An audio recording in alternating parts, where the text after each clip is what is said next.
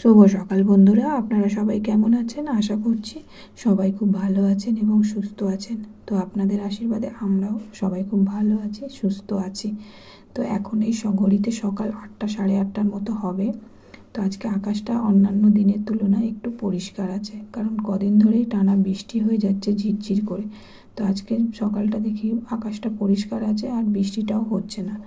তো যাই হোক, দেখে ভালোই লাগলো, কারণ বৃষ্টি হলে কি হয় বলুন তো, মাথার মধ্যে একটাই চিন্তা থাকে যে জামা কাপড়গুলো ধুয়ে মেলবো কোথায়। কারণ প্রতিদিন তো জামা কাপড় থাকেই, আমাদের না হলেও সোনা পাপার জামা কাপড় তো প্রতিদিনই ধুতে হয়। তো সেই ক্ষেত্রে জামা কাপড় মেলারও একটা সমস্যা হয়। ঘরের মধ্যে দিলে হয়তো ঘরে জায়গা আছে, দেওয়া যাবে, কিন্তু ঘরে দিয়ে শুকানো আর বাইরে শুকানোর মধ্যে তফাৎ আছে। আর ঘরে দিলেও কি হয় বলুন তো, সারা ঘর জল জল হয়ে যায় না, আর অস্বস্তিকর ব্যাপার।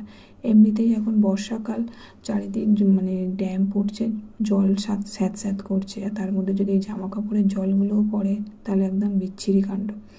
তো এদিকে যাই হোক, সোনা পাপার জামা কাপড়গুলো আমি ধুয়ে নিয়েছি, নিয়ে ডেটল জলে ভিজিয়ে রেখেছি।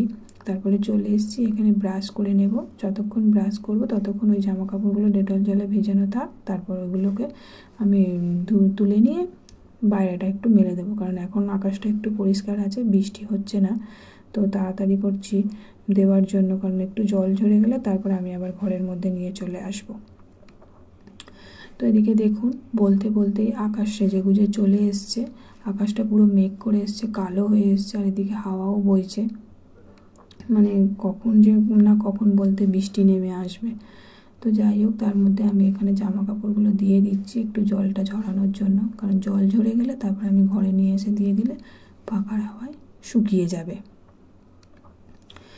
আর এখন হাওয়া দিচ্ছে, আকাশটা দেখেছেন তো পুরো কালো হয়ে এসছে, মানে এই বৃষ্টি আসলো বললেই চলে। তো এদিকে দেখুন, জামা কাপড়গুলো আমি সমস্তটাই বাইরে দিয়ে দিচ্ছি, এটা ততক্ষণ জল ঝরুক, তারপরে আমি এগুলোকে নিয়ে গিয়ে ঘরের মধ্যে দিয়ে দেব। ওদিকে এখনও কাজবাজ বাকি আছে, সোনা পাপা আর ওর পাপা দুজন মিলেই ঘুমাচ্ছে এখনও। তো তার মধ্যে আমি ওই ঘর দুয়ারগুলো ঝাড় দিয়ে নেব।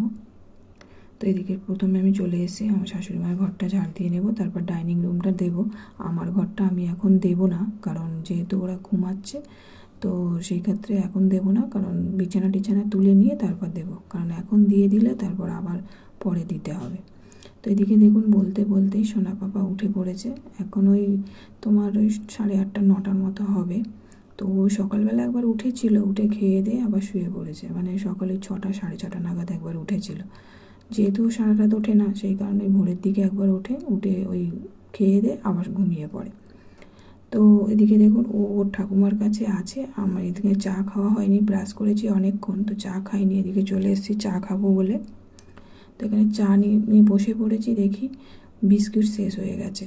তো কী করব, বিস্কুট ঢেলে নেব। তো দেখি বিস্কুট আনতে গিয়ে দেখি একটা টোস্ট বিস্কুটের প্যাকেট অনেক দিন ধরে এনেছি, সেটা পড়ে আছে। তো ওটা ভাঙতে গিয়ে দেখি না, বিস্কুটটা নরম হয়ে গেছে। তো কী করব বলুন, বিস্কুটটা নরম হয়ে গেছে, ফেলে দেব? কারণ এখন যা জিনিসপত্রের দাম, কোনো কিছুই ফেলতে মানে ভালো লাগে না, গায়ে লাগে। তো সেক্ষেত্রে কী করব, খেয়ে নিলাম বিস্কুটটা। খারাপ কিছু না, একটু নরম হয়ে গেছে, আর কি করা যাবে, ফেলে তো দেওয়া যায় না। তো খেয়ে নিলাম। তারপরে খেয়ে দিয়ে দেখুন এদিকে আমি চলে এসেছি, আমি বিছানাটা গুছিয়ে নেব। সোনা পাপার মানে ওর পাপা এখনও কাজে যায়নি, যাবে, রেডি হচ্ছে, ও স্নান করতে গেছে। আর ঠাকুমা এদিকে ওকে নিয়ে বসে আছে। রান্নাবান্না তো সকালেই কমপ্লিট হয়ে গেছে, যেহেতু আমার হাজব্যান্ড সকালবেলা কাজে যাবে, খাবার নিয়ে যাবে, সেক্ষেত্রে রান্নাবান্না কমপ্লিট হয়ে গেছে, শাশুড়ি মাই করে নিয়েছেন। আর এদিকে আমার ওই বাসি কাজকর্মগুলো আছে, আজকে তাও একটু করেছি কাজবাজগুলো, মানে ঘর দুয়ারটা ঝাড় দেওয়া হয়ে গেছে, শুধু মুছতে বাকি আছে।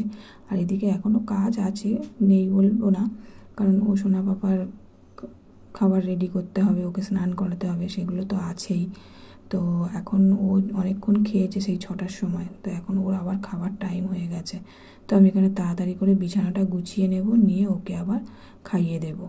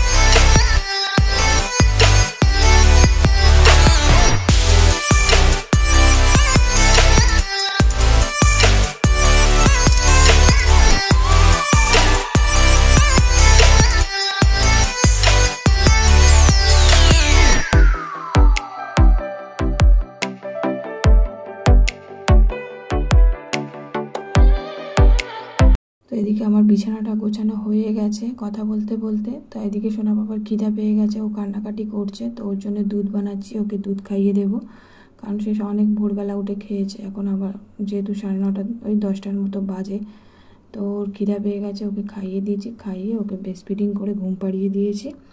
তো এখন বাকি কাজগুলো আমি সেরে নেবো। এদিকে খিদাও পেয়ে গেছে আমার, তো সকালে ওই শুধু 2টো বিস্কিট আর চা খেয়েছি। তো এদিকে চলে এসেছি, আজকে আমাদের হয়েছে ওই পুঁই শাকের মাছের মাথা দিয়ে পুঁই শাক রান্না হয়েছিল, তো ওইটা কিছুটা নিয়ে আমি মুড়ি দিয়ে খেতে বসে গেছি। আমার না মুড়ি দিয়ে খেতে খুব ভালো লাগে, জানেন তো, এই পুঁই শাকের তরকারি বলুন, মানে যে কোনো শাক চচ্চড়ি বলুন, আমার মুড়ি দিয়ে খেতে খুব ভালো লাগে।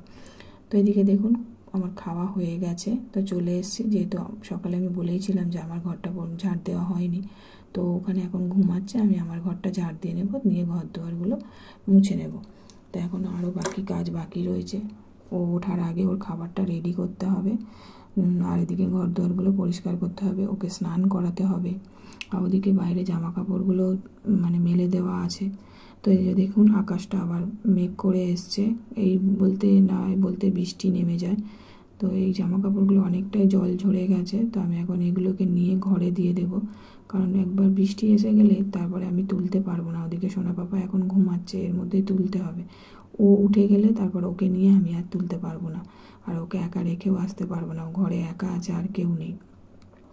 তো সেই কারণে জামা কাপড়গুলো তুলে নিলাম, নিয়ে মেলে দিয়েছি। আর এদিকে দেখুন চলে এসেছি, কতগুলো জামা কাপড় এই তোমার চেয়ারটার মধ্যে আগে রাখা ছিল, তো সেগুলোই এখন আমি একটু ভাঁজ করে নেব। ও এখন ঘুমাচ্ছে, কতক্ষণ ঘুমায় জানি না, তো যতক্ষণ ঘুমাবে তার মধ্যে যতটুকু গোছানোর গুছিয়ে নেব, উঠে গেলে আর আমি করতে পারবো না।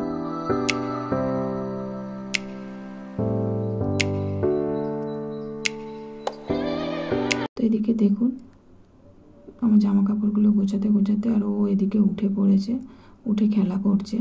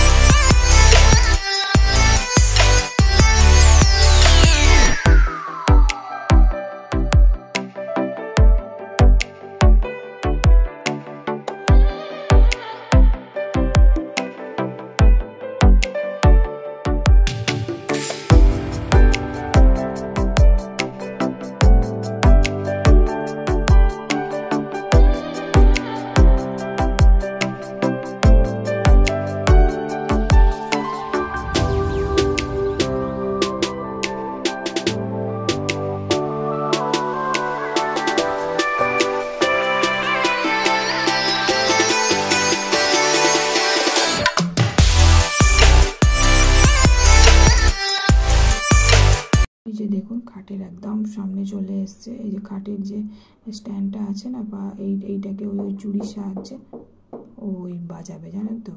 এটাই ভয় লাগে, কোথায় পড়ে টরে যাবে, বা ওর ওপরে যদি ও পড়ে না মুখটা থবড়ে, তখন মানে ওর মুখে টুকে লেগে যাবে, মুখ টুক ফেটে যাবে, সেই কারণে ভয় লাগে খুব। কিন্তু ওইখানটা এসেই ওই